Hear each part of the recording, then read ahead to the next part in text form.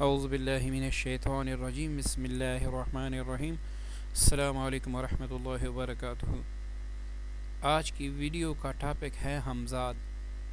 کیا ہمزاد حقیقت ہیں یا صرف افسانہ ہیں؟ اور اگر یہ حقیقت ہیں تو ہمزاد کو تسخیر کیسے کیا جائے؟ اس حقیقت کو جاننے کے لیے ویڈیو مکمل دیکھیں۔ اصل میں ہمزاد انسان کا مثالی جسم ہے جس کو اللہ رب العزت نے ہر انسان کے ساتھ پیدا فرمایا۔ آج کل ہر دوسرا بندہ یہ چاہتا ہے کہ میں ہمزاد کو اپنے قابو میں کر لوں، لیکن ہمزاد کے جتنے بھی وظائف ہیں، جتنے بھی اعمال ہیں، اس میں سے چند دو اعمال ایسے ہیں جو بالکل صحیح ہیں۔ باقی جتنے بھی طریقے بتائے جاتے ہیں، جیسا کہ کسی نے اندھیرے میں اپنے پیچھے چراغ رکھ کر پھر اپنے سائے پہ نظر رکھنی پڑتی ہیں، اور اسی دوران وہ پڑھائی کرتا ہے تو وہ سمجھتا ہے کہ 40 دن کے بعد اس سائے سے ہمزاد حاضر ہو جائے گا، باہر آ جائے گا، لیکن یہ صرف من گھڑت روایتیں ہیں۔ ایسا کچھ بھی نہیں ہے، اور نہ ان طریقوں سے ہمزاد بس میں ہوتا ہے۔ ہماری کوشش ہے کہ ہم علم سے پردہ اٹھا دیں تاکہ ہر کوئی سمجھ سکے اور ہر کسی کو اس علم کے بارے میں معلومات پوری کی پوری طرح ہوں، تاکہ کوئی بھائی یا بہن ہمزاد کا عمل یا معقلات کا عمل یا کوئی چلہ کرتے وقت رجت کا شکار نہ ہوں۔ تو دوستو، جو ہمزاد ہیں وہ انسان کا ہی ایک مثالی جسم ہے، لیکن اس کی چند شرائط ہیں، اس کی چند نکات ہیں۔ اگر اس کو سمجھا جائے تو انسان سے بڑھ کر کوئی طاقت نہیں ہے۔ کوئی بھی شخص بآسانی اپنے ہمزاد کو تسخیر کر سکتا ہے، کیونکہ اللہ تعالیٰ نے اشرف المخلوقات انسان کو بھیجا ہے۔ جب کوئی انسان فرشتوں پر حکومت کر سکتا ہے تو ہمزاد یا کوئی دوسری چیز کیا ہے؟ آج آپ ٹیکنالوجی کو دیکھیں، ایک بڑا جہاز جس میں 700 سوار ہوتے ہیں، ان کا سامان بھی ہوتا ہے، یہ ہزاروں ٹن سامان ہوا میں اڑتا دکھائی دیتا ہے۔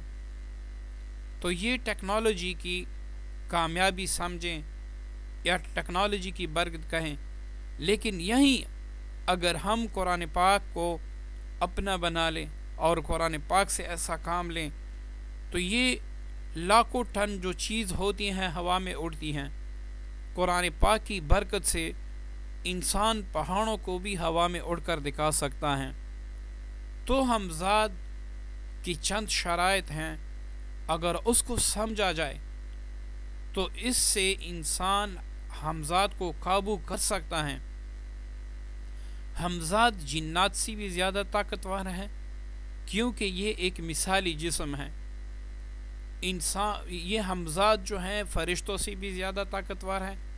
اللہ تعالیٰ نے اس میں بہت زیادہ طاقت رکھی ہے، اور جس بندے کے لیے بھی ہمزاد تسخیر ہو جائے، وہ ہمزاد سے کوئی بھی کام منٹوں یا سیکنڈوں میں اللہ تعالیٰ کے فضل و کرم سے لے سکتا ہے۔ ہمزاد آپ کو دور دراز ملکوں کی سیر بھی کرا سکتا ہے، آپ کو ایک جگہ سے دوسری جگہ پہ لے جا سکتا ہے، آپ کے لیے کوئی چیز بھی لا سکتا ہے، دور دراز ملکوں کی خبریں بھی لا سکتا ہے۔ ایسے بہت سے فوائد ہیں ہمزاد کے، لیکن چونکہ ہم سمجھتے نہیں ہیں ہم نے ہمزاد کا عمل کیسے کرنا ہے، اس کو کیسے حاصل کرنا ہے، اور اس کو حاصل کرنے کے بعد اس کو رکھنا کیسے ہیں، کیونکہ بہت سے لوگ ہمزاد کا عمل تو کر دیتے ہیں، لیکن اس کے بعد جب ہمزاد تسخیر ہو جائے وہیں ہمزاد اس کا دشمن بن کر طرح طرح کی مصیبتوں کا وہ شکار ہو جاتا ہے۔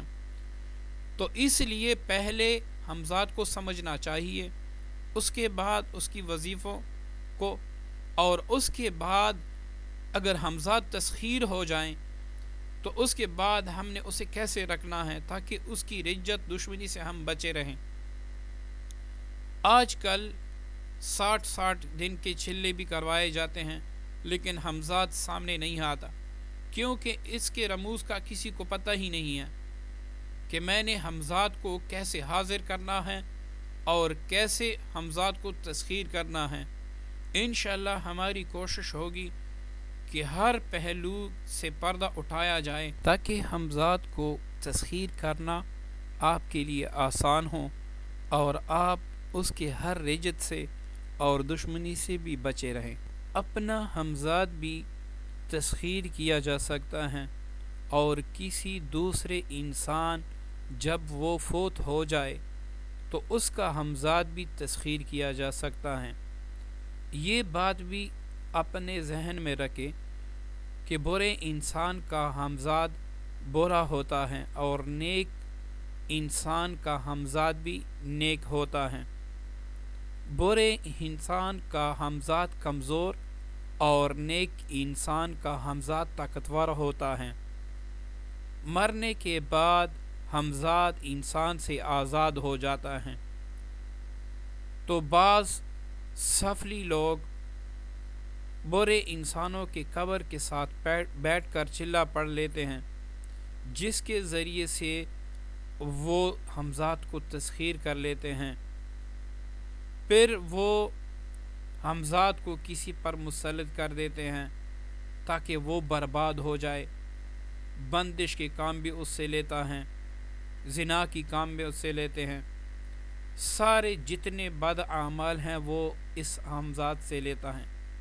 چونکہ وہ ہمزاد گنہگار ہوتا ہے، برا ہوتا ہے، تو وقتی طور پر وہ اس کے کام کر دیتا ہے لیکن وہ عامل کا بھی دشمن بن جاتا ہے۔ جیسے ہی اس کو موقع ملتا ہے تو وہ اس عامل کو بھی برباد کر دیتا ہے۔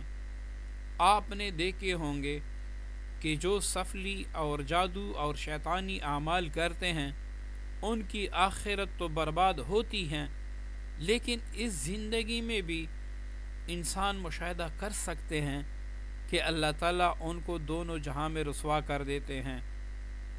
بعض اوقات چلہ کشی کے ذریعے سے بھی ہمزاد کو تسخیر کیا جاتا ہے، لیکن ہمیں پتہ نہیں ہوتا کہ اس کی چلہ کشی کیسے کی جائے اور کہاں پہ کی جائے۔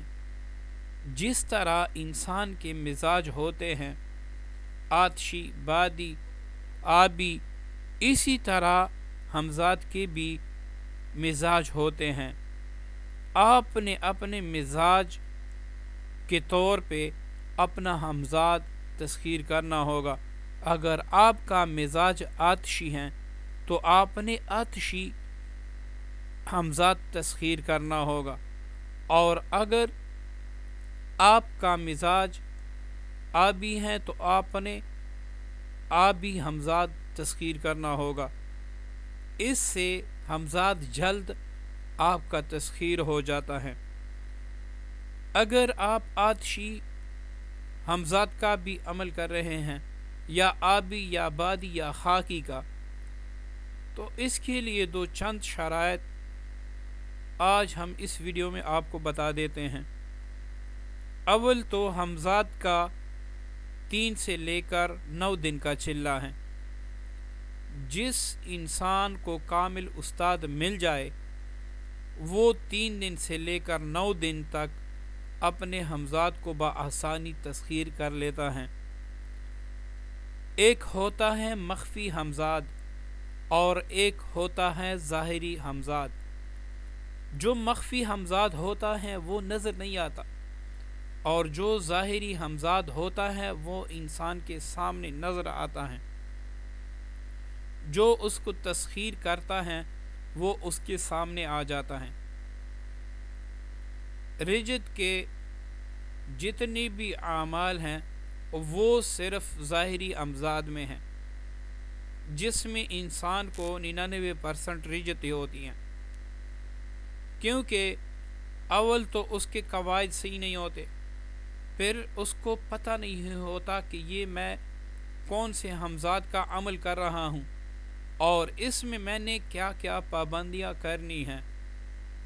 اگر آپ ان پابندیوں سے بھی واقف ہوں اور جو ہمزاد کے چلے کا طریقہ بھی ہیں وہ بھی آپ کو پتہ ہو اور آپ کا استاد بھی کامل ہو، تو سوال ہی پیدا نہیں ہوتا کہ ہمزاد آپ کے لیے تسخیر نہ ہو۔ ہمزاد کو بعض اوقات لوگ چلوں کے ذریعے بھی حاضر کرتے ہیں اور بعض اوقات اللہ تعالیٰ کے اسم اعظم، جیسے کسی کا نام ابرار احمد ہیں تو وہ الف سے چونکہ اللہ کا نام آتا ہے تو اس طرح وہ اپنے نام کے ساتھ وہیں اسم اعظم ملا کر اور اپنے سامنے آئینہ رکھ کر جب وہ بار بار پڑھتا ہے تو اس سے بھی ہمزاد بغیر رجت کے، بغیر کسی نقصان کے تسخیر ہو جاتا ہے۔ پھر بعض اوقات وہ خواب کے ذریعے بھی آپ کو بشارت دیتے ہیں کہ میں آپ کے تسخیر ہوں، بعض اوقات وہ ظاہری طور پر بھی آپ کو دکھائی دیتا ہے کہ میں آپ کا تسخیر ہوں۔